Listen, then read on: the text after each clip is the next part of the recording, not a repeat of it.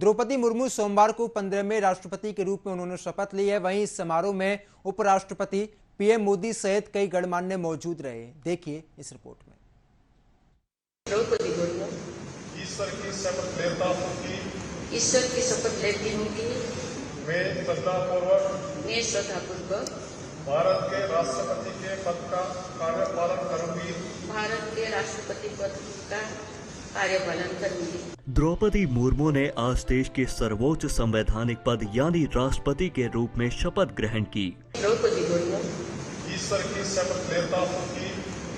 शपथ लेती हूँ कि मैं श्रद्धापूर्वक भारत के राष्ट्रपति के पद का कार्यपालन करूंगी तथा अपनी पूरी योग्यता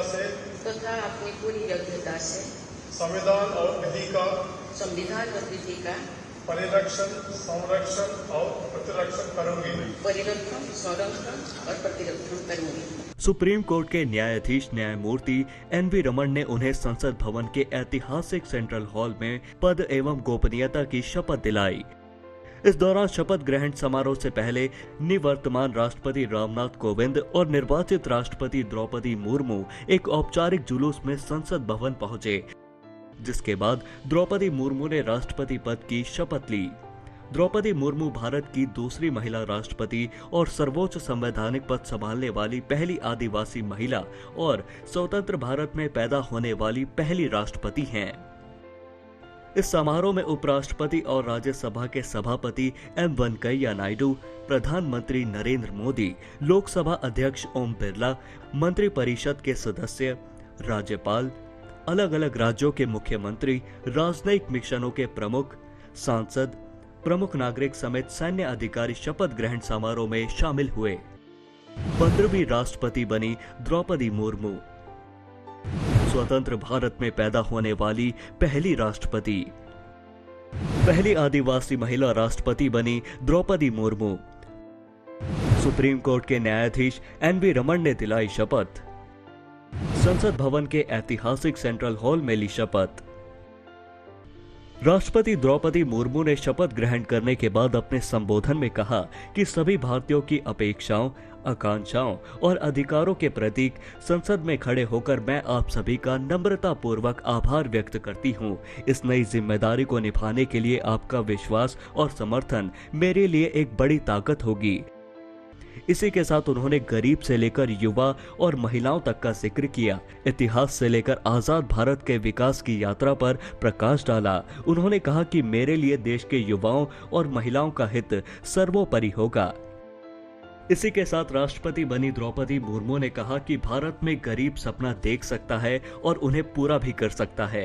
राष्ट्रपति के रूप में देश ने एक ऐसे महत्वपूर्ण कालखंड में चुना है जो हम अपनी आज़ादी का अमृत महोत्सव मना रहे हैं। देश अपनी आज़ादी के 50वें वर्ष का पर्व मना रहा था, तभी मेरे राजनीतिक जीवन की शुरुआत हुई थी। और आज आज़ादी के 75वें वर्ष में मुझे ये नया दायित्व मिला है। ऐसे ऐतिहासिक समय में जब भारत अगले 25 वर्षों के विजन को हासिल करने के लिए पूरी ऊर्जा से जुटा हुआ है, मुझे ये जिम्मेदारी मिलना मेरा बहुत बड़ा सौभाग्य है। मैं देश की ऐसी पहली राष्ट्रपति भी हूँ जिसका जन्म आज़ाद भारत में हुआ है।